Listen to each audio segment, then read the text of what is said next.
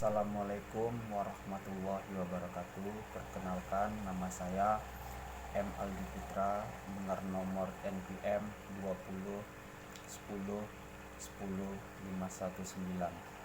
Mata kuliah Hukum Ketenagakerjaan semester 3 kelas L.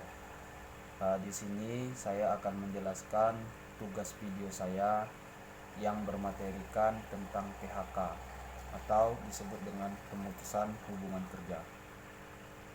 Baiklah, PHK merupakan suatu hal yang paling tidak disukai oleh seseorang karyawan ataupun buruh. PHK merupakan suatu hal yang tidak disukai dalam dunia pekerjaan. Hal demikian mengapa? Karena PHK itu membuat sebuah penurunan ekonomi dari seseorang karyawan ataupun buruh. Nah, maka PHK itu tidak disukai oleh orang-orang yang sedang bekerja, yang apabila suatu hal tersebut terjadi, maka terjadi pula lah penurunan ekonomi seseorang tersebut. Nah, PHK memiliki aturan tersendiri. Pemutusan hubungan kerja tersebut dia memiliki suatu aturan tersendiri yang dimana hal tersebut itu telah diatur oleh undang-undang.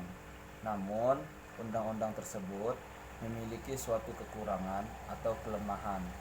Kelemahan dalam bentuk kurangnya sebuah lapangan kerja yang ada di Indonesia ini. Jadi meskipun ia sudah diatur oleh undang-undang, tidak menutup kemungkinan juga hal tersebut memiliki kekurangan atau kelemahan.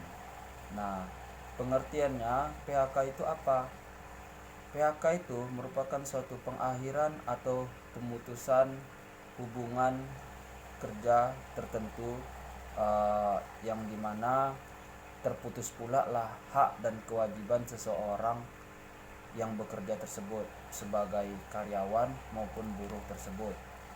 Nah, di PHK itu terjadi apabila yang pertama dia karena pengunduran diri, yang kedua karena pemberhentian oleh sebuah perusahaan, yang ketiga habisnya suatu kontrak yang ia miliki.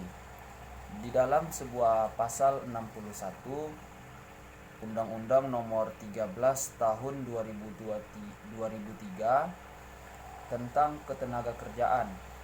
Di sana ada perjanjian kerja dapat berakhir apabila yang pertama itu buruh meninggal dunia. Nah, perjanjian kerja yang itu isinya itu adalah pertama buruh meninggal dunia, yang kedua jangka waktu kerja berakhir, adanya putusan pengadilan, dan ada pula keadaan atau kejadian suatu tertentu. Nah, apa saja perusahaan bisa dapat melakukan PHK apabila yang pertama si karyawan merusak perjanjian pekerjaan, yang kedua itu peraturan perusahaan telah dilanggar, dan yang terakhir perjanjian kerja bersama pun tetap ia langgar. Nah, ada juga pekerja yang diputuskan hubungan kerja tersebut karena kesalahan berat. Nah, apa saja yang ia dapat? Ia hanya mendapatkan sebuah uang pengganti saja. Sedangkan bagi pekerja dan tugas dan fungsinya itu tidak mewakili sebuah keuntungan perusahaan, ia secara besar hanya juga mendapatkan uang pengganti saja, yang dimana hal tersebut telah dijanjikan di saat perjanjian kerja bersama. Jadi hal tersebut ia sudah memutuskan sebelum kontrak itu dimulai.